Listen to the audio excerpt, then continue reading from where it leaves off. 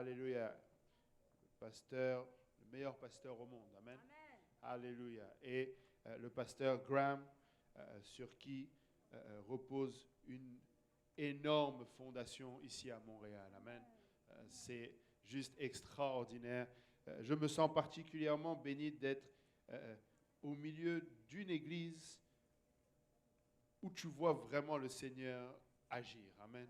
Où tu vois vraiment comment il met ensemble des personnes de différents horizons, de différents lieux, de différentes natures. Ça ne peut être que le Seigneur qui fait ce genre de choses-là. Amen. Tu ne pouvais pas coordonner de telles choses. Amen. Je témoignais aussi une fois, j'étais à l'église de Bathurst au Nouveau-Brunswick. Et on était avec le pasteur Kaozi et c'était pour le Dimanche des Nations. Et puis là, il y avait un frère, un papa congolais qui a chanté en lingala, accompagné d'un guitariste québécois et d'un batteur du Nouveau-Brunswick. Donc, ils essayaient de suivre le rythme d'un Congolais. Ça donnait un peu de la country, ça donnait en même temps des rythmes. C'était exotique sans l'être, en fait. Amen. Mais tu sentais vraiment la présence du Seigneur. Amen. Tu pouvais voir que tout le monde était en train d'adorer dans le même sens. Et c'est bon. Amen. C'est extraordinaire d'avoir cela. Amen. Vous entendez souvent des prédicateurs venir dire que l'Église de Montréal est le reflet de ce que sera le ciel. Amen. Et moi, je crois que c'est cela. Amen. Et nous sommes bénis d'être ici. Amen. Nous sommes bénis de voir autant de différents visages, de différentes nationalités. Et c'est juste extraordinaire. Amen. Alléluia. Genèse 2, verset 24. C'est pourquoi l'homme quittera son père et sa mère et s'attachera à sa femme. Et ils deviendront une seule chair. Et Éphésiens 5, versets 31 à 32. Éphésiens 5, versets 31 à 32. C'est pourquoi l'homme quittera son père et sa mère et s'attachera à sa femme. Et les deux deviendront une seule chair. Ce mystère est grand. Je dis cela par rapport à Christ et à l'Église. Amen. Et par la grâce de Dieu, je voudrais simplement adresser un message, un enseignement sur être l'épouse de Christ. Amen. Être l'épouse de Christ. Amen. Pouvons-nous élever la voix tous ensemble? Éternel, notre Dieu, notre roi, nous bénissons encore une fois ton nom.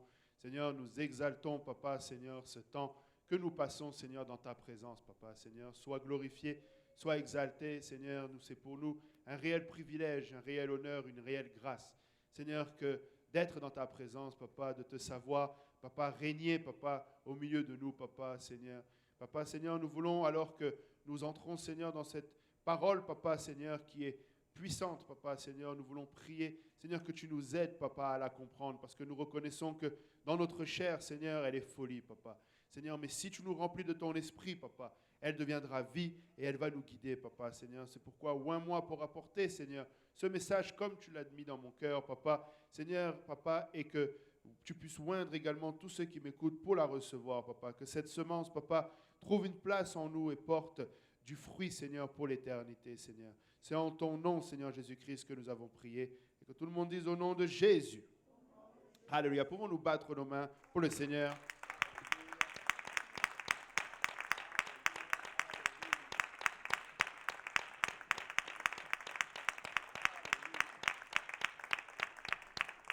Alléluia. Et vous pouvez vous asseoir. Amen. Alléluia. Ce message, le Seigneur me l'avait aussi donné pour l'église à Laval. Et je me suis la première fois posé la question, est-ce que j'ai été influencé par tous les mariages qui ont eu lieu ces derniers temps? Amen.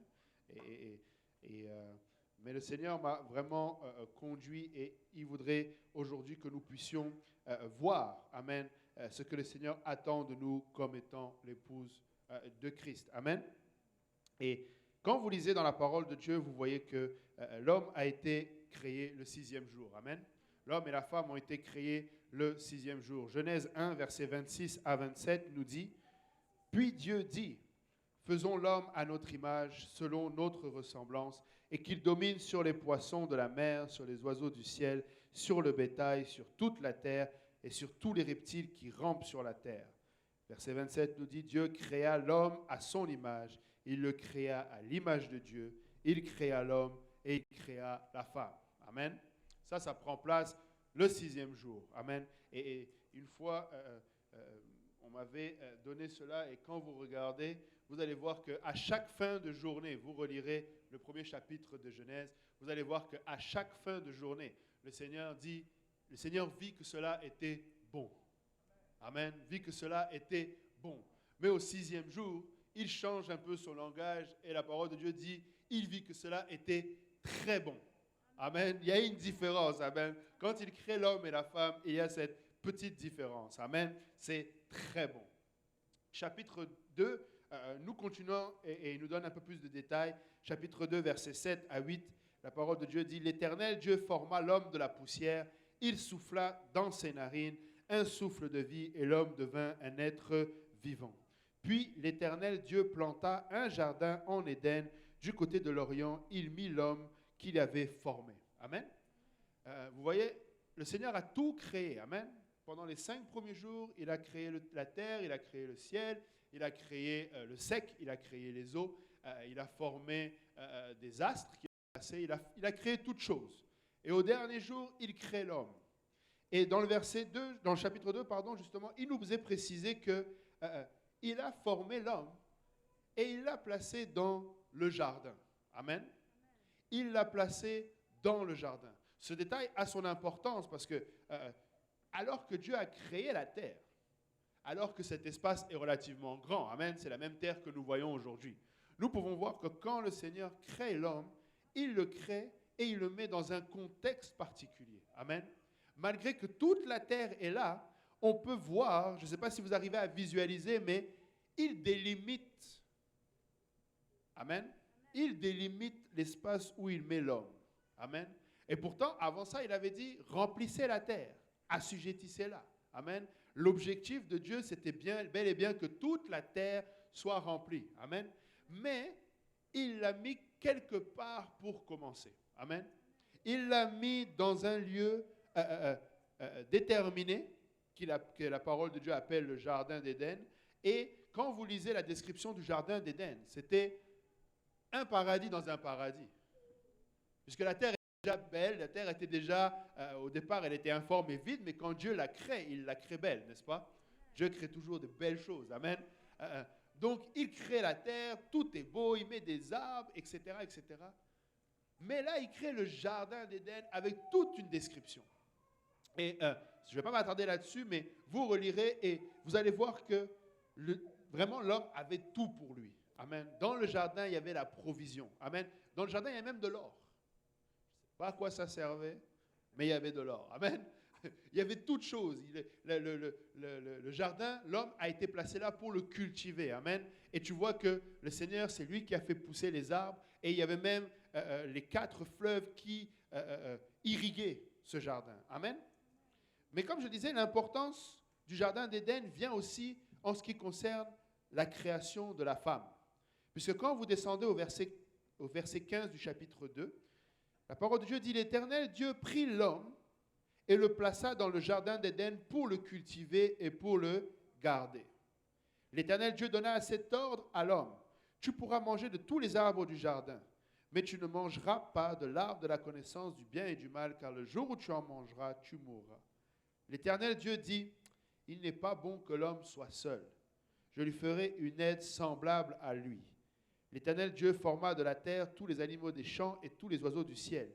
Et il les fit venir vers l'homme pour voir comment il les appellerait, et afin que tout être vivant portât le nom que lui donnerait l'homme. Et l'homme donna des noms à tout le bétail, les oiseaux du ciel et tous les animaux des champs. Mais pour l'homme, il ne trouva point d'aide semblable à lui. Amen. Vous voyez, le Seigneur a créé la femme avec comme objectif qu'elle soit une aide pour l'homme.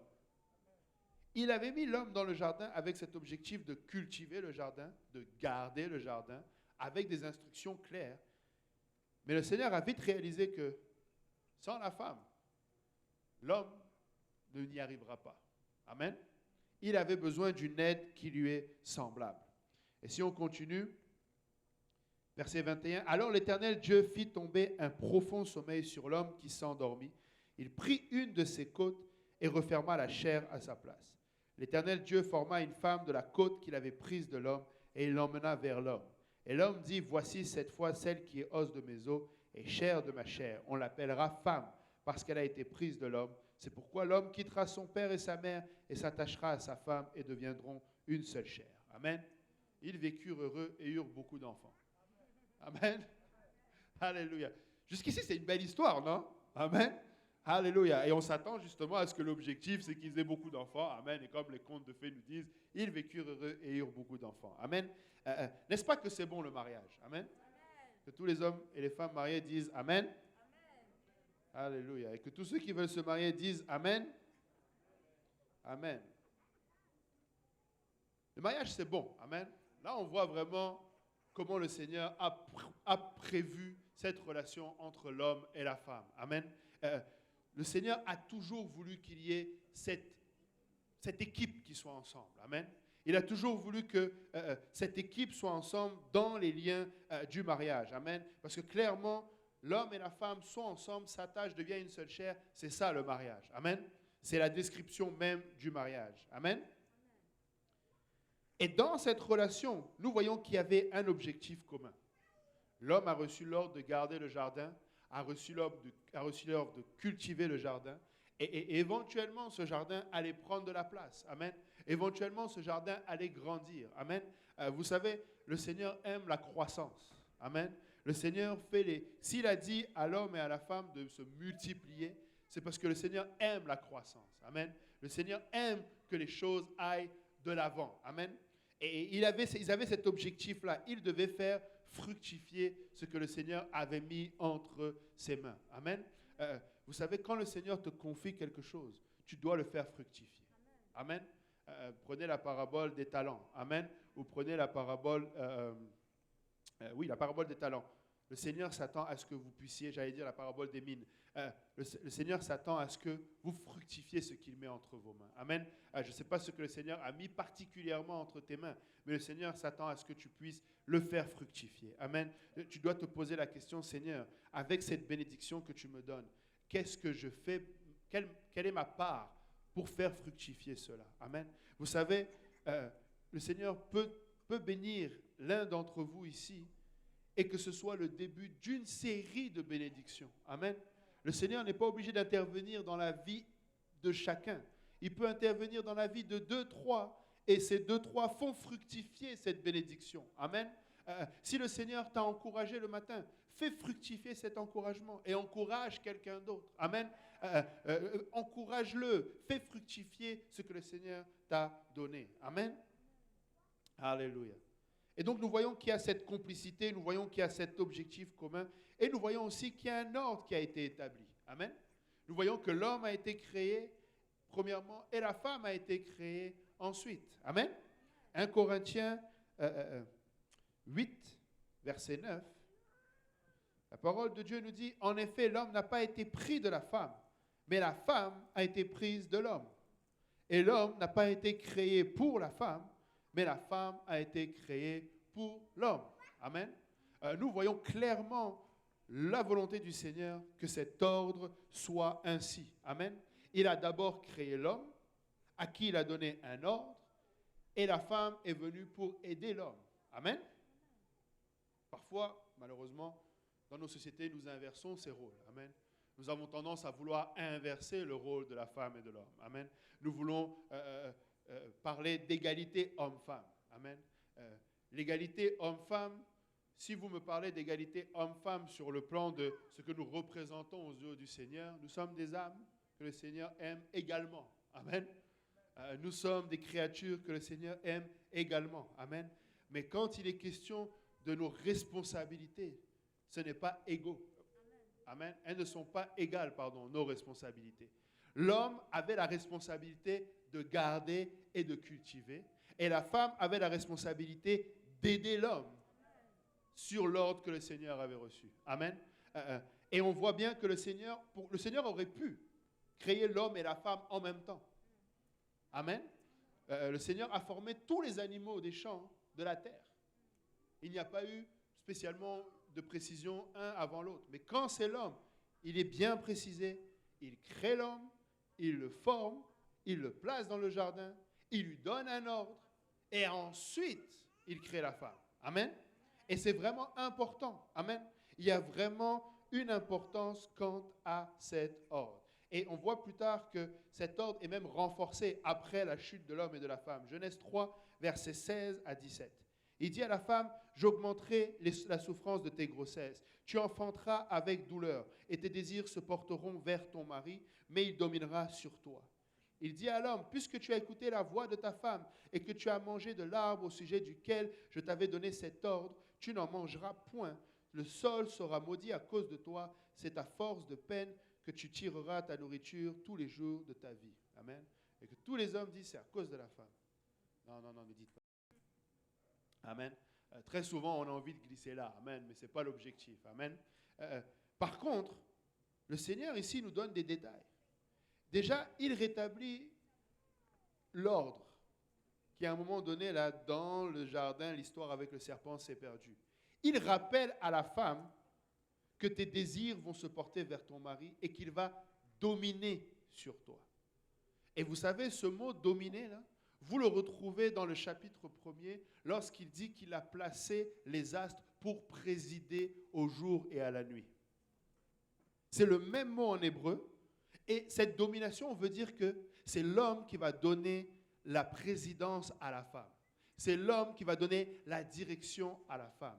Le Seigneur était en train de rappeler à la femme sa position. Tu dois suivre l'homme. Amen. Tu dois suivre ce que l'homme a décidé. Tu n'as pas ton mot à dire concernant la direction. Amen. Et si vous regardez, le Seigneur continue en reprochant à l'homme d'avoir écouté la voix de la femme. Pourquoi le Seigneur n'a pas reproché à la femme d'avoir écouté la voix du serpent? Amen. Il aurait pu lui dire aussi, puisque tu as écouté la voix du serpent, ben, j'augmenterai les souffrances de ta grossesse, etc., etc. Mais il ne lui reproche pas cela, parce que ce n'était pas son rôle à elle. Amen. C'était à l'homme de respecter la voix de Dieu au-dessus de la voix de sa femme. Amen. Et l'homme a pris la voix de sa femme et du coup l'a placée en tête. Amen. Et ce n'était pas la place que la femme devait occuper. L'homme aurait dû se retourner et réaliser que Dieu m'avait déjà parlé, j'avais déjà entendu la voix de Dieu et je devais suivre la voix de Dieu. Mais il s'est laissé conduire par sa femme. Amen. Et ce n'est pas le rôle que la femme est supposée jouer. Amen. Si vous regardez 1 Timothée 2, versets 11 à 15, nous avons encore des détails là-dessus. 1 Timothée 2, versets 11 à 15. La Bible dit que la femme écoute l'instruction en silence, avec une entière soumission. Je ne permets pas à la femme d'enseigner ni de prendre de l'autorité sur l'homme, mais elle doit demeurer dans le silence. Amen. Il dit, je ne permets pas à la femme de prendre l'autorité sur l'homme. Chose qui s'est passée dans le jardin. Vous savez, il y a de l'autorité dans la voix. Il y a de l'autorité dans le fait d'avoir donné un ordre ou d'avoir donné une direction et que l'homme a suivi cette direction. Mais là, nous voyons Paul adresser cela à Timothée. Et quand Paul parle, ce n'est pas Paul qui parle, c'est Dieu qui parle à travers de Paul. Amen. Dieu est en train de dire, c'est important d'avoir cet ordre-là. Amen. Et regardez, il donne la raison. Il dit, je ne permets pas à la femme d'enseigner ni de prendre de l'autorité sur l'homme, mais elle doit demeurer dans le silence, car Adam a été formé le premier, Ève ensuite. Amen. Verset 14, et ce n'est pas Adam qui a été séduit, c'est la femme qui, séduite, s'est rendue coupable de transgression.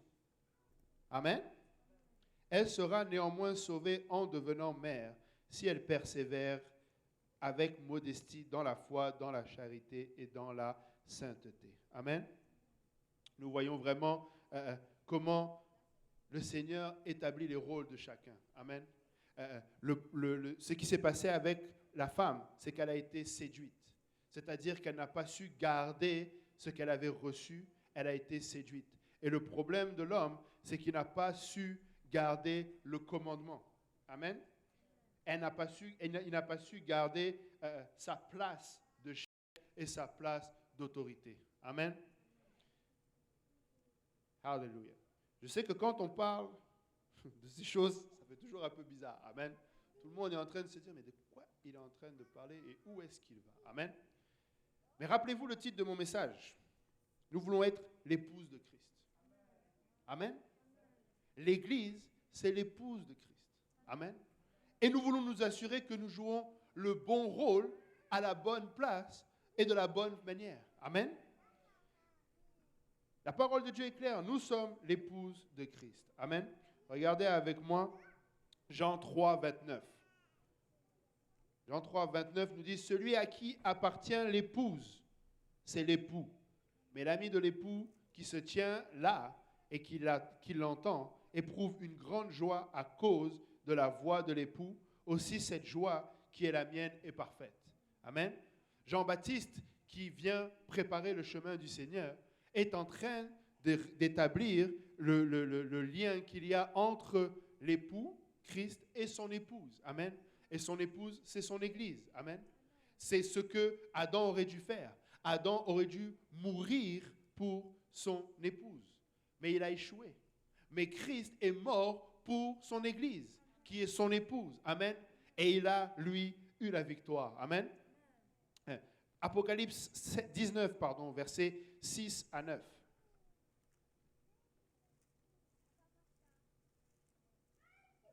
Apocalypse 19, versets 6 à 9.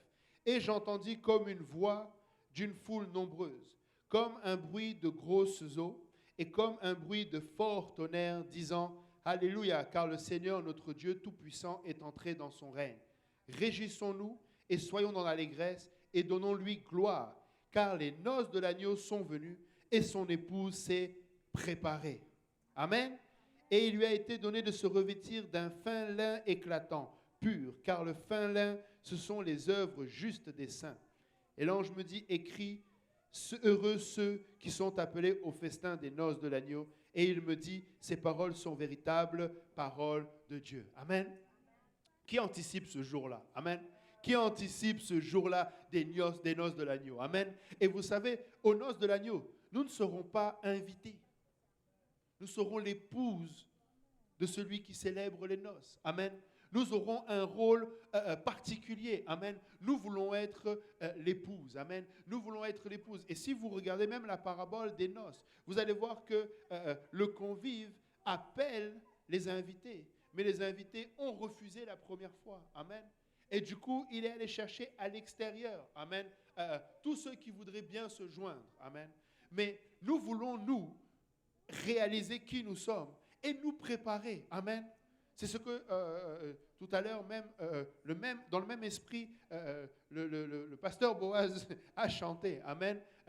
Nous voulons reconnaître notre place et faire l'effort nécessaire. Amen. Nous ne voulons pas seulement être conviés et tout simplement arriver là, j'allais dire par accident, ça n'est pas possible, mais arriver là limite comme des étrangers. Amen. Limite comme des invités de la dernière minute. Amen. Alors que nous avons la possibilité d'anticiper les noces de l'agneau. Amen. Nous avons la possibilité de chercher à savoir auprès de notre époux comment il veut que nous soyons vêtus. Amen. Est-ce que tu veux que je sois habillé plutôt comme ça ou plutôt comme ça? Est-ce que cette robe te plaît? Est-ce que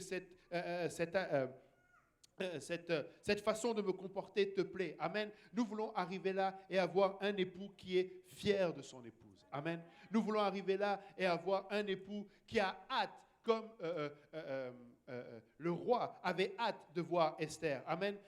Vous regardez, il avait hâte. Amen. Il avait hâte de voir Esther.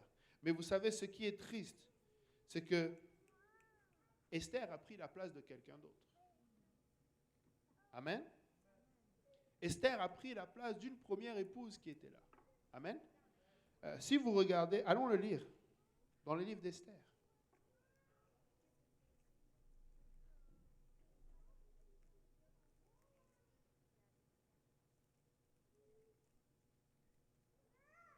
Esther au chapitre 1er, verset 10. Le 7e jour, comme le cœur du roi était réjoui par le vin, il ordonna à Mahuman, Bizza, Ardona, Bigta, Abagta, Sétar et Carcasse, les 7 eunuques qui servaient devant le roi Assuérus, d'emmener en sa présence la reine Vashti, avec la couronne royale pour montrer sa beauté au peuple et aux grands, car elle était de belle figure. Mais la reine Vashti refusa de venir. Amen. Le roi voulait montrer la beauté de son épouse. Amen. Le roi avait hâte. Vous allez voir, ma femme, elle est belle. Amen. Vous allez voir comment elle est magnifique. Amen. Et il appelle les eunuques, allez la chercher, donnez-lui la couronne et qu'on vienne voir la beauté de mon épouse. Vous vous rendez compte? Le roi est là, il attend avec anticipation. Il dit, attendez, regardez, regardez. Il appelle tout le monde, venez voir ma femme, venez voir ma femme. Et sa femme refuse de se présenter. C'est sûr que quand tu lis,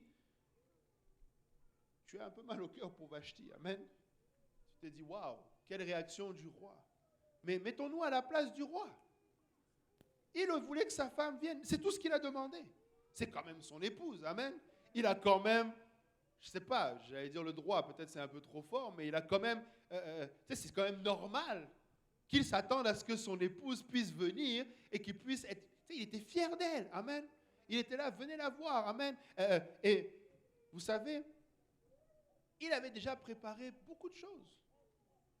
Le roi avait fait faire tout un festin. Amen.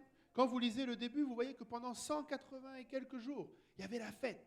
Le roi était à l'œuvre, il a fait la fête. Il ne s'est pas forcément posé la question de savoir si son épouse était à ses côtés, en train de fêter, en train de faire la fête. Il ne s'est pas spécialement soucié. Pour lui, son épouse était à la bonne place. Pour lui, son épouse était certainement en train de faire ce qu'une épouse est censée faire. Amen. Être une aide semblable à son époux. Amen. Pour lui, il s'est dit, bon, il a fait la fête, il a fait la fête, il a continué. Mais à un moment donné, il s'est dit, bon, j'ai assez travaillé, maintenant je veux vous montrer mon épouse. Et certainement celle à qui il allait donner l'honneur d'avoir été une aide qui lui est semblable. Amen. N'est-ce pas qu'on aime quand on dit, derrière tout grand homme, il y a une grande femme. Amen. Amen. Le roi voulait la même chose. Il s'est dit, vous savez, j'ai beau être un grand roi, mais c'est parce que derrière tout grand roi, il y a... Et puis là, il n'y a rien. Imaginez la frustration du roi. Il voulait vraiment honorer son épouse. Amen. Mais ce que nous voyons, c'est que, regardez, verset 9. La reine Vashti fit aussi un festin pour les femmes dans la maison royale du roi Assuérus. Pendant que le roi faisait ce qu'il avait à faire, il avait fait un festin, il a honoré tout le peuple, il était en train de faire ce qu'il avait à faire. Le problème, c'est que son épouse était aussi en train de faire ce qu'elle était en train de faire. Au lieu d'être à côté de son époux pour être une aide qui lui est semblable, elle était occupée à faire ses propres affaires.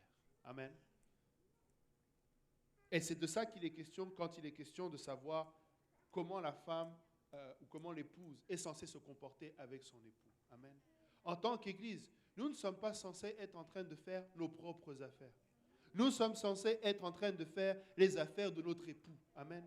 Nous ne venons pas ici juste pour notre propre intérêt. Amen. Nous ne venons pas ici pour faire notre propre fête. Amen. Quand nous adorons avec notre époux et pour notre époux. Amen. Quand nous venons à l'église, nous cherchons à savoir, Seigneur, qu'est-ce que je peux faire pour être une aide qui t'est semblable?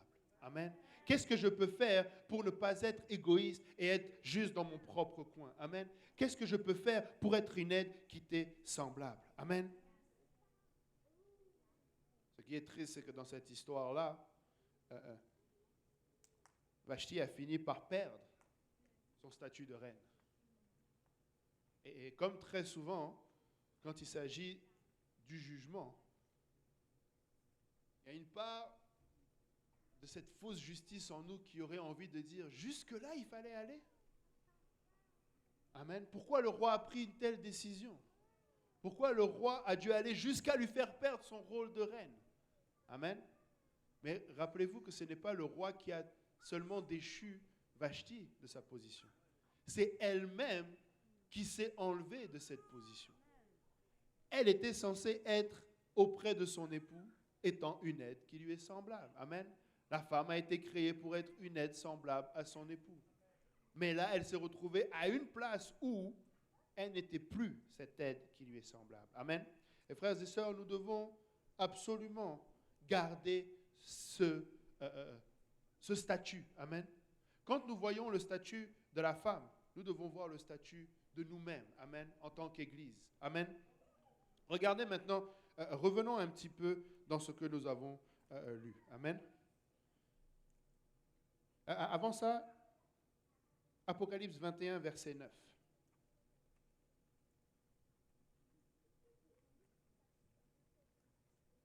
Apocalypse 21, verset 9. Puis un des 7 anges qui tenait les 7 coupes remplies des 7 derniers fléaux vint. Et il m'adressa la parole en disant, « Viens, je te montrerai l'épouse, la femme de l'agneau. » Amen. Encore une fois, il y a cette volonté. Vous savez, le Seigneur anticipe ce jour-là. Je vous dis, le Seigneur anticipe les noces de l'agneau. Le Seigneur anticipe où enfin il sera réuni avec son épouse. Amen. Et nous devons, nous aussi, vivre dans cette anticipation. Amen. Nous devons, nous aussi, désirer cela. Amen. Et quand je dis désirer cela, nous ne devons pas désirer être une épouse. Nous sommes déjà l'épouse. Mais nous devons désirer honorer notre époux. Nous devons désirer que ce que le Seigneur est parti faire, préparer une place, préparer des chambres, préparer une place pour son épouse. Nous devons désirer nous préparer, nous faire l'église la plus belle qui soit, l'épouse la plus belle qui soit, pour que quand l'époux va célébrer, que nous puissions venir et être présents. Amen. Le Seigneur voudrait que nous ayons une attitude où nous voulons jouer ce rôle-là auprès du Seigneur. Amen. Et c'est pourquoi la parole de Dieu dit, les commandements de Dieu ne sont pas pénibles. Amen. C'est lui qui fait tout. C'est lui qui a payé le prix de notre salut. Amen. C'est nous qui avions gâché, mais c'est lui qui a payé le prix. Amen. Il dit qu'il est l'auteur et le consommateur de notre foi. Amen. Il dit, si tu tombes, il va te relever. Amen. Il va jamais t'abandonner. Amen. Il va pourvoir à chacun de nos besoins. Tout à l'heure, on était en train de parler du jardin. Vous voyez, le jardin, c'était une des limitations au milieu de déjà la création de Dieu. Donc, la création de Dieu allait déjà être fructifiée, puisque c'est l'attitude du Seigneur. Amen. Le Seigneur n'a pas créé la terre pour avoir un jardin et le reste désert. Mais le Seigneur voulait montrer à l'homme que là où je vais te placer, il y a tout ce dont tu as besoin. Amen. Il y a tout ce dont tu as besoin. Et nous, en tant qu'Église, nous devons apprendre à vivre dans le jardin de Dieu. Nous devons réaliser que nous ne sommes pas de ce monde à l'extérieur.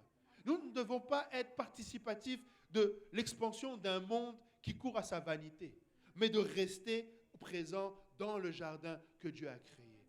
Vous savez, si nous restons concentrés sur ce que le Seigneur nous demande de cultiver, si nous restons concentrés sur ce que le Seigneur nous demande de garder sa parole, amen, de faire que son Église puisse croître, amen, de faire que nous puissions nous entraider les uns les autres, amen, de faire que tout simplement son Église se prépare. Vous savez, c'est comme dans le jardin, il y a déjà la provision. Il y a déjà ces fleuves-là qui arrosent, amen. Il y a déjà toute bonne provision, amen. Et très souvent, c'est le même mensonge que le diable apporte à l'épouse du Seigneur qui est l'Église. Est-ce que Dieu vraiment a dit que tu as besoin d'être autant à l'Église? Est-ce que vraiment Dieu a dit que en dehors de l'Église, tout était mauvais?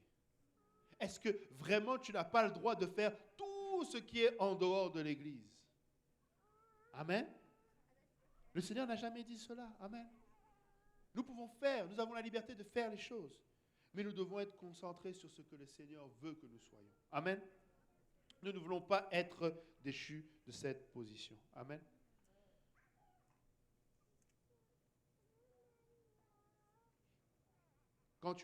Si nous revenons dans Genèse, nous voyons que Dieu a créé l'homme à son image. Et particulièrement, vous savez, la parole de Dieu est exceptionnelle. Dieu créa l'homme à son image. Il le créa à l'image de Dieu. Mais dans ce verset, il précise, il créa l'homme et la femme. Amen. il précise que l'homme est à l'image de Dieu, mais la femme aussi est à l'image de Dieu.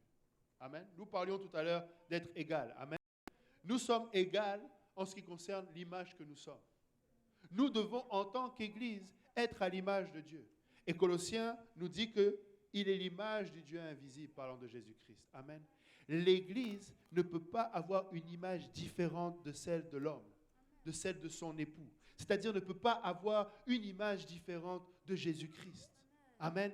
Lorsque tu vois l'Église, tu dois voir Jésus-Christ. Lorsque tu regardes à l'Église, tu dois voir Jésus-Christ. Je n'ai jamais compris, je bénis le Seigneur pour ma venue au Canada, où on m'a appris que mon Dieu, c'est Jésus-Christ. Et je n'ai jamais compris pourquoi il y a eu un tel débat. Je vous dis, le pasteur Kaosi venait à la maison, nous étions avec mon épouse et notre petite fille, à l'époque, qui a bien grandi, et insistait. Il n'y a qu'un seul Dieu, son nom c'est Jésus. Jésus est Dieu. Jésus est Dieu, Dieu est Jésus. Il y a un seul Dieu, son nom c'est Jésus. Jésus c'est Dieu, Dieu est Jésus. Tu sais, j'étais comme, ok, j'ai compris. je pense que j'ai saisi. Et il revenait encore, et il revenait encore.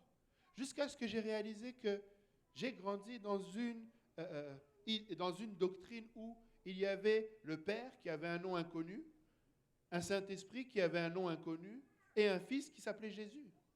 C'était ça la doctrine dans laquelle j'avais grandi. Et je bénis le Seigneur de m'avoir conduit à la vérité que Père, Fils et Saint-Esprit, ce ne sont que les titres du seul et unique vrai Dieu dont le nom est Jésus. Amen. Je bénis le Seigneur pour cela. Amen. Et je trouve triste qu'aujourd'hui, ce soit un nom qui dérange autant. Amen. Alors que nous devons être à l'image de Jésus. Amen.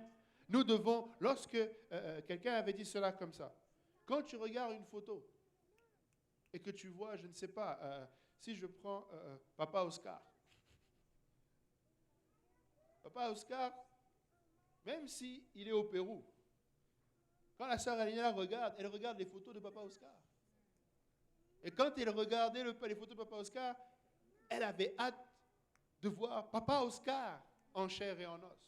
Ce n'était qu'une image. Mais quand il la voyait, elle voyait son époux. Amen. Et quand Papa Oscar est arrivé, elle avait le même visage qu'elle avait sur la photo. Maintenant, quand il s'agit de prendre l'église du Seigneur Jésus-Christ et que nous essayons de ressembler à Jésus, notre époux, ça devient un problème. Et pourtant, lorsque nous regardons à l'église, nous devons voir le Seigneur Jésus-Christ. Amen. Nous devons voir la même attitude, amen, la même empathie, le même amour, la même détermination. Amen. Vous savez, le Seigneur Jésus-Christ était 100% homme, 100% Dieu. La parole de Dieu dit qu'il a été tenté en toutes choses.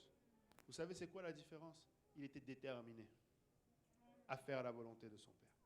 Il était déterminé à ne pas échouer comme le premier homme, le premier Adam. Il était déterminé à garder la voix de son Père. Amen. Et vous savez, il n'a jamais écouté la voix de sa femme. S'il y a une épouse qui ne prêche pas ce qu'il faut et qui veut porter une autre voix, il ne l'écoutera pas. Le premier Adam a échoué et il a écouté la voix de sa femme. Mais le Seigneur Jésus-Christ n'écoutera pas la voix d'une autre femme. Si nous sommes une église qui ne prêche pas la vérité, si nous sommes une église qui donne un autre message, une autre voix, ne pensons pas que parce que nous avons fait plein de belles choses, alors nous serons quand même acceptés auprès de l'époux. Le premier époux a échoué, le deuxième ne l'a pas échoué. Il avait été victorieux. C'est pourquoi il dit, ce n'est pas tous ceux qui disent « Seigneur, Seigneur ». Ce n'est pas parce que juste nous portons une voix. Il suffit que cette voix soit un petit peu changée. Amen. Amen. Nous devons être sûrs que nous portons la même voix que celui de notre époux. Amen. Si nous continuons, nous voyons que nous parlions tout à l'heure des rôles. Amen. Nous voyons que il n'y avait pas, dans le chapitre 2, la parole de Dieu dit qu'il n'y avait pas d'aide qui lui est semblable. Et pourtant, il avait emmené les animaux, n'est-ce pas? Il avait emmené les animaux. Il avait emmené les animaux et il dit, Malgré le fait qu'il ait donné un nom à tous ces animaux, il n'a pas trouvé une aide qui lui est semblable. Ça, c'est le verset 20. L'homme donna des noms à tout le bétail, aux oiseaux du ciel et à tous les animaux des champs. Mais pour l'homme, il ne trouva point d'aide semblable à lui. Amen. Et vous savez, le verset 23 dit, le verset 22, pardon, l'Éternel Dieu forma une femme de la côte qu'il avait prise de l'homme et l'emmena vers l'homme. Dieu avait fait tomber un sommeil, sur Adam. Il a ouvert sa côte et il en a sorti une épouse. Et quand vous lisez, Christ à la croix a eu la côte percée pour que son épouse puisse naître. Amen. Nous sommes l'épouse du Seigneur. Amen. Il a payé le prix. Amen. Il a aussi, à la même image, nous avons été tirés de lui. Amen. Vous savez, l'Ancien Testament ne pouvait pas sauver. Ce n'était pas une aide qui lui était semblable. Le sang des animaux n'était pas suffisant. Tous ces sacrifices n'étaient pas suffisants. Il lui fallait une épouse qui soit là pour être une aide qui lui est semblable. Mais alors qu'aujourd'hui, il n'est plus là, il attend à ce que son épouse porte le même message. La nécessité que nous ne sortions pas d'un autre homme, mais que nous sortions de Jésus-Christ. Que nous sortions avec le sang et avec l'eau. Amen. Nous devons prêcher le baptême d'eau. Amen. Nous devons prêcher la rémission des péchés par le sacrifice de Christ à la croix. Nous devons prêcher que c'est son sang qui nous lave de nos péchés. Amen. Nous devons prêcher la nécessité d'être baptisés d'eau. Amen. Amen. Nous devons prêcher que le sang des boucs n'est pas suffisant. Nous devons prêcher que nous ne pouvons pas le faire à notre façon. Amen. Mais nous devons le faire comme le Seigneur le veut. Amen. Verset 24, il dit, c'est pourquoi... verset 23, pardon. Et l'homme dit, voici, cette fois-ci, celle qui est os de mes os et chair de ma chair, on l'appellera femme parce qu'elle a été prise de l'homme. C'est pourquoi l'homme quittera son père et sa mère et s'attachera à la femme et ils deviendront une seule chair. Ici, le père et la mère, ce que ça représente, c'est un peu comme quand le Seigneur appelle Abraham et il lui dit, quitte ta patrie, quitte la maison de ton père. Tu sais, quand tu vas suivre ton époux, tu vas oublier tes traditions. Quand tu vas suivre ton époux, l'Église n'est pas appelée à être une Église avec des traditions. Elle n'est pas appelée à tantôt agir d'une manière, tantôt agir de l'autre. Amen. Nous devons avoir une seule tradition qui est celle de notre époux. Amen. Nous allons nous attacher à notre époux. Amen. Je sais que la parole de Dieu dit, c'est pourquoi l'homme quittera son père et sa mère, s'attachera à sa femme. Amen. Mais nous sommes attachés à notre époux. Amen. Lui, il a fait sa part, il est venu mourir pour nous. Amen. Mais nous devons être une seule chair avec lui. Amen. Nous avons parlé de l'ordre établi. Amen. Nous avons parlé de l'objectif commun. Et rappelez-vous, 1 Corinthiens 11, versets 8 à 9, ce n'est pas l'homme qui a été pris de la femme, mais la femme qui a été prise de l'homme. Amen. L'homme a été créé pour la femme, et la femme a été créée pour... mais la femme, ce n'est pas l'homme qui a été créé pour la femme, mais la femme a été créée pour l'homme. Amen. Ce que ça veut dire, c'est que, encore une fois, nous devons comprendre que nous avons été créés pour notre époux. Amen. Nous devons faire selon la direction de notre époux. Amen. Pas selon nous, pas selon comment nous voulons l'accueillir, mais selon comment il veut que nous soyons et comment il doit se présenter devant nous. Amen. Et enfin, dans Timothée, il dit encore, Adam a été formé le premier, Ève ensuite. Amen. Nous devons toujours mettre le Seigneur Jésus-Christ en premier. Amen. Nous devons toujours l'élever. C'est d'abord lui. Seigneur, que veux-tu de nous? Amen. Qu'est-ce que tu attends de nous aujourd'hui? Nous ne pouvons pas arriver avec des programmes déjà établis en disant, Seigneur, c'est comme ça qu'on va faire aujourd'hui. Amen. Si le Seigneur décide de tout changer, on va tout changer. Amen. Si le Seigneur décide de tout chambouler, on va tout chambouler. Et regardez, le verset 13, il dit, Adam a été formé le premier, Ève ensuite. Pardon, ce n'est pas Adam qui a été séduit. C'est la femme qui, séduite, s'est rendue coupable de transgression. La parole de Dieu ne change pas. Si nous nous égarons, ce sera de notre propre faute. c'est parce que nous serions séduits et que nous nous sommes nous-mêmes égarés. Amen. Mais j'aime aussi ce passage au verset 15 où il dit « Elle sera néanmoins sauvée en devenant mère ». L'Église devient mère à quel moment? Lorsqu'elle enfante des bébés spirituels. Et vous savez, ça n'arrive que quand tu prêches la vérité. Ça n'arrive, tu sais, le Seigneur va remplir parce que quelqu'un avait la foi et s'est repenti. Tu ne peux pas tricher là-dessus. Amen. Si nous prêchons la vérité, si nous nous alignons avec le Seigneur va nous donner ces bébés spirituels. Amen. Nous sommes une église appelée à ne pas rester stérile, mais au contraire à enfanter. Amen. Et en enfantant, nous allons nous sauver nous-mêmes en tant qu'épouse. Amen. Si nous arrêtons d'enfanter, nous allons périr. Une église qui n'enfante pas est une église qui éventuellement va périr. Elle ne peut pas être juste une église, une épouse qui est là et qui se tient en pensant que je vais juste attendre. Amen. Elle a besoin d'enfanter. Elle a besoin, surtout venant de moi, ça va encore être compliqué, mais l'époux veut des enfants. Amen. L'époux veut des enfants. Amen. Et son épouse ne peut pas lui refuser d'avoir des enfants. Amen. Aujourd'hui, si un époux demande un enfant, ça devient un macho. Mais tu crois quoi? Hein? Une femme, c'est pas fait que pour enfanter. Ouais, mais si je pouvais le faire tout seul, je le ferais tout seul. Je peux pas. Et avec le Seigneur Jésus-Christ, c'est la même chose. Arrêtons de penser que non, moi je veux pas. Le Seigneur Jésus-Christ va dire tu veux pas, c'est pas grave. Il y a quelqu'un d'autre qui voudra. Je saurais me montrer un époux vaillant. Je saurais trouver une épouse qui saura reconnaître que je suis un bon époux. Je saurais trouver une épouse qui va m'aimer parce que je suis mort pour elle. Je saurais trouver une épouse qui saura me considérer comme son sauveur. Je saurais trouver une épouse qui saura me considérer comme son héros. Je saurais me trouver une épouse qui, quand je lui demande, peu importe, elle va le faire. Je saurais me trouver une épouse qui m'est soumise. Je saurais me trouver une épouse à qui je dis, je veux un enfant. Elle ne dit pas, je suis fatiguée. Elle me fait un enfant. Parce que c'est lui l'époux. Et c'est lui qui nous a choisis comme épouse. Et c'est un privilège et une grâce d'être son épouse. Nous devons faire attention. Vous savez, les choses naturelles sont le reflet de ce qui se passe spirituellement. Cet esprit où la femme veut sortir de son rôle va conduire l'Église à sortir de son rôle et à passer à côté de son salut. Vous savez, le diable, la seule chose après quoi il court, c'est votre salut. La seule chose qui intéresse le diable, ce n'est pas de vous voir pleurer.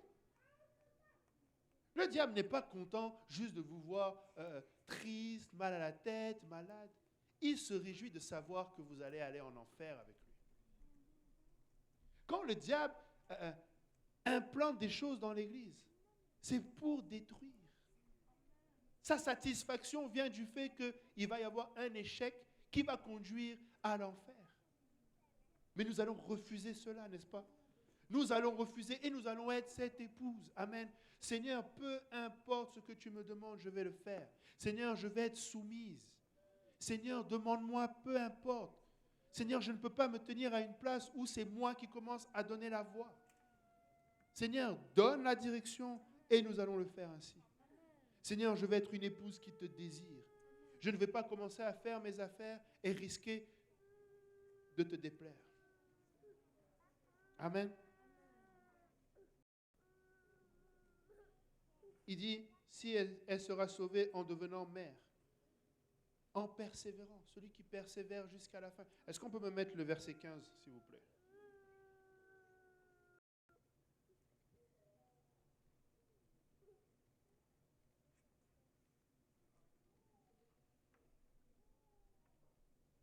Verset 15. 1 Timothée 2, verset 15.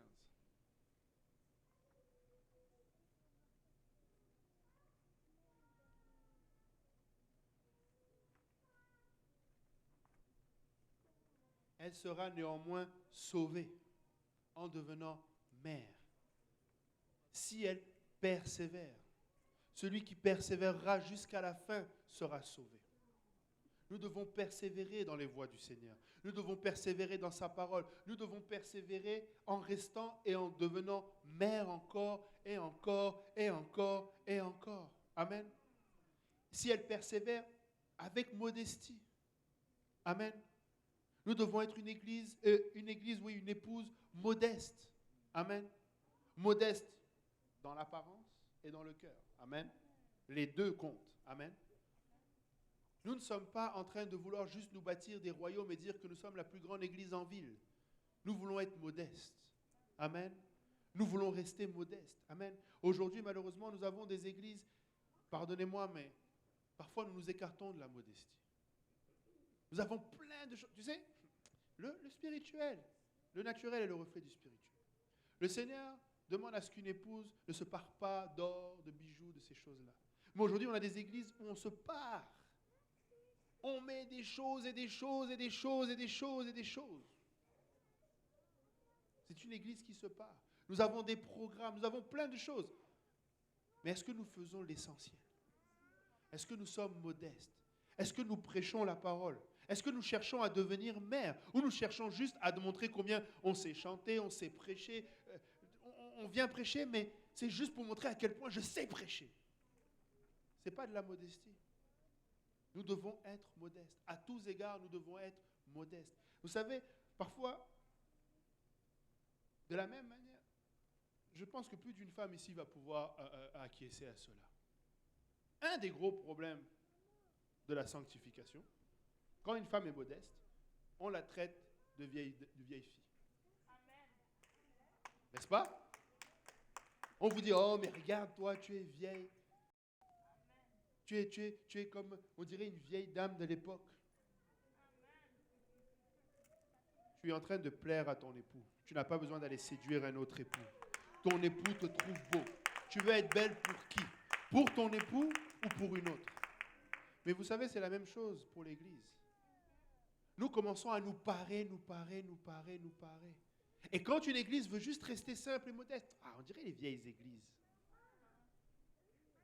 On dirait les vieilles églises où il n'y avait rien là. C'est la même chose. Amen. Et il dit, nous devons persévérer dans la foi, dans la charité. Amen.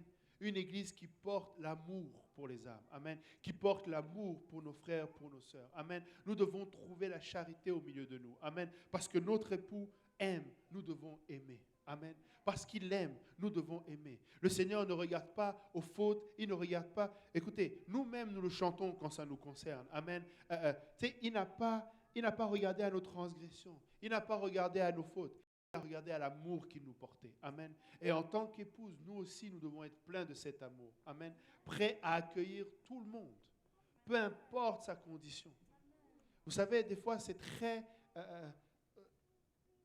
des fois, nous nous refroidissons dans notre amour, tout simplement. Amen. Et nous devons faire attention à cela.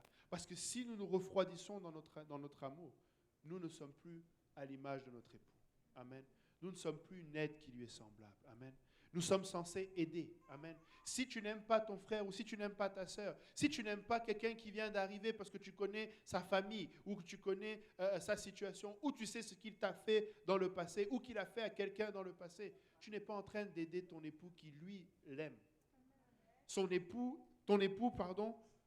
est venu pour que cette âme sache qu'il l'aime. Sache que par amour, il est allé jusqu'à se donner en sacrifice à la croix. Mais toi, si tu ne lui portes pas ce même amour, tu n'es pas une aide pour ton époux. Amen. Et nous voulons être une aide pour notre époux. Amen. Alors, je ne sais pas pourquoi ils ont fait disparaître le verset 15. Peut-être parce que ça allait finir avec « dans la sainteté ». Amen. Une épouse qui n'est pas sanctifiée ne sera pas acceptée. Ça, c'est aussi simple que ça. Vous savez, je bénis le pasteur Kaozi, amen. Je bénis le Seigneur pour le pasteur Kaozi. C'est un homme patient. J'ai appris beaucoup avec lui. Quand je le vois aller, je me dis, mais il est vraiment patient. Il va prêcher les mêmes choses. Il a la charité. Moi, je dois manquer de charité, je pense. Parce qu'il va prêcher les mêmes choses. sur la sanctification. C'est comme si il lutte avec toutes sortes de façons de définir la sanctification. À chaque fois, on va venir avec une nouvelle façon mais une nouvelle question qui pour tordre. Mais avec amour, il va juste rappeler la sanctification. Mais vous devez vous rappeler d'une chose, et je dois me rappeler d'une chose, c'est que le Seigneur nous a donné un berger qui nous donne la direction. Parce que l'époux va être strict. L'époux va redemander des comptes à celui à qui il a donné la responsabilité. Mais ne pensez pas que la responsabilité va seulement tomber sur lui. Si le berger a donné, et même d'ailleurs même s'il ne l'a pas, mais si le berger a donné, il est exempt. Allez lire, si je ne me trompe pas, c'est dans Ézéchiel, la sentinelle. Une fois qu'elle a averti du danger, c'est fini. Et nous ne pourrons pas nous tenir devant le Seigneur en disant, mais je n'avais pas bien compris. Amen.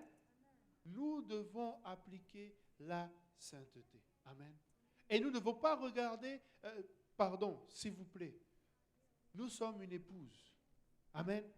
Mais nous ne devons pas regarder aux autres épouses. Amen.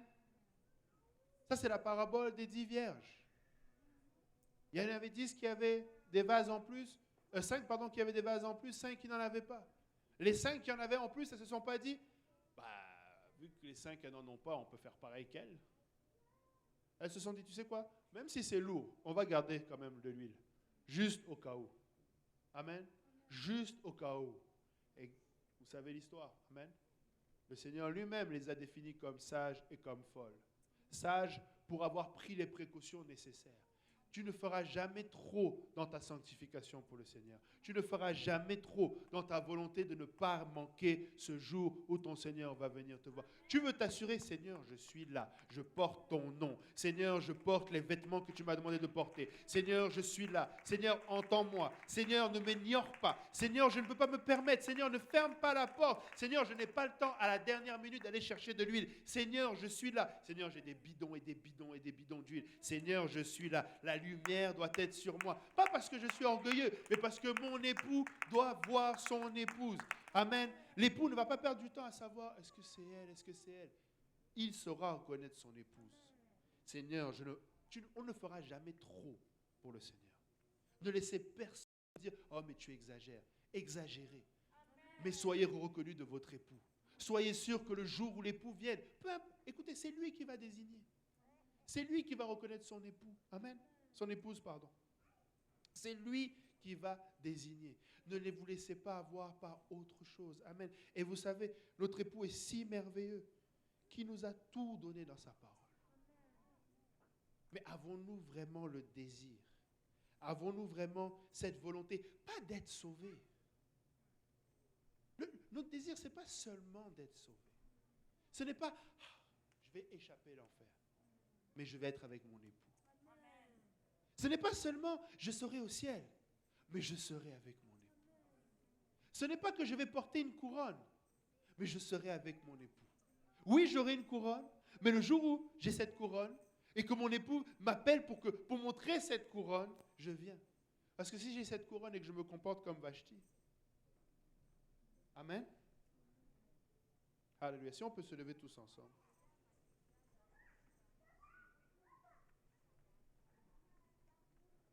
Jean 21, versets 15 à 17.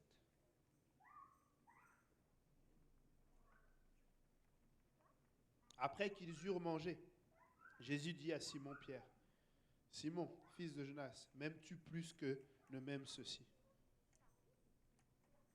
Il lui répondit, « Oui, Seigneur, tu sais que je t'aime. » Jésus lui dit, « Paie mes agneaux. » Il lui dit une seconde fois, « Simon, fils de Jonas, m'aimes-tu » Pierre lui répondit, « Oui, Seigneur, tu sais que je t'aime. » Jésus lui dit, « Paie mes brebis. » Il lui dit pour la troisième fois, « Simon, fils de Jonas, m'aimes-tu » Pierre fut attristé de ce qu'il lui avait dit pour la troisième fois, « M'aimes-tu » Et il lui répondit, « Seigneur, tu sais toutes choses. Tu sais que je t'aime. » Jésus lui dit, paie mes brebis. Aide-moi. Sois cette épouse qui a été créée pour être une aide qui m'est semblable. Sois cette épouse qui m'aime au point où ce n'est plus son propre intérêt qui compte, mais c'est ce que l'époux veut, à savoir qu'aucune de ses brebis ne soit égarée. Sois mon aide. Amen. Le Seigneur veut que son épouse soit son aide. Amen. Que nous soyons juste intéressés par une chose, être avec notre époux, mais être au quotidien cette épouse qu'il veut que nous soyons. Amen. Si nous pouvons, alléluia, venir en avant, amen, nous avons un peu de temps. Et si nous pouvons désirer le Seigneur, amen. Si nous pouvons être cette épouse qui désire le Seigneur, amen. Si nous pouvons nous approcher de notre époux, non pas avec juste le désir d'être satisfait personnellement, mais le désir de satisfaire notre époux. Seigneur, comment est-ce qu'aujourd'hui je peux te satisfaire? Seigneur, comment aujourd'hui je peux être cette aide que tu attends que je sois en tant qu'épouse? Seigneur, est-ce que je dois être plus soumis encore? Est-ce que, Seigneur, tu veux que je fasse une chose différente aujourd'hui? Est-ce qu'aujourd'hui, tu t'attends à ce que je me comporte différemment? Seigneur, dis-moi, je vais changer. Seigneur, dis-moi, je vais m'ajuster. Seigneur, je ne veux pas le faire seulement à ma façon, mais je veux, Seigneur, le faire à ta façon. Alléluia, Seigneur éternel, notre Dieu est roi, Seigneur. Papa, nous t'aimons, Seigneur. Papa, nous t'aimons, Seigneur, et nous t'adorons, Seigneur. Papa, aide-nous, Papa, Seigneur, à être cette épouse que tu veux que nous soyons éternels. Arabashanda yaraba korobo sondo yete. Irebe korobo shanda tiata. Rababashanda yarababa. Seigneur, pardonne-nous, Seigneur, si comme Vashti, Seigneur, nous étions trop occupés, Seigneur, à s'occuper nous-mêmes, Seigneur, de nos propres affaires, Papa. Seigneur, pardonne-moi, Seigneur, si tu nous as appelés, Seigneur, si tu m'as appelé et que j'étais trop occupé, Seigneur, pour, Seigneur, répondre, Seigneur. Pardonne-moi, Seigneur, éternel mon Dieu, si j'ai porté une voix différente, Seigneur, de celle que tu voulais que je porte. Pardonne-moi, Seigneur, si je n'ai pas su être soumis au moment où tu attendais, Seigneur, de moi cette soumission, Papa. Seigneur, pardonne-moi, Seigneur, d'avoir occupé une place qui n'était pas la même, la bonne, Seigneur. Pardonne-moi, Seigneur, d'avoir succombé à la séduction, Papa, Seigneur, d'avoir entendu d'autres voix, d'avoir essayé de plaire à d'autres époux, Seigneur. Pardonne, Seigneur, notre idolâtrie, Seigneur. Pardonne-nous, Seigneur, la prostitution, Seigneur, dont tu parles d'Israël, Seigneur, parce que parfois nous n'avons pas été mieux, Seigneur. Parfois c'est nous qui sommes allés vers d'autres amants, essayant de plaire au monde plutôt que de plaire à notre époux, Père éternel. Pardonne-nous, Seigneur. Pardonne, Seigneur éternel, mon Dieu, dans ta miséricorde et dans ta grâce, Papa. Seigneur, encore une fois, Seigneur, accorde-nous ta miséricorde.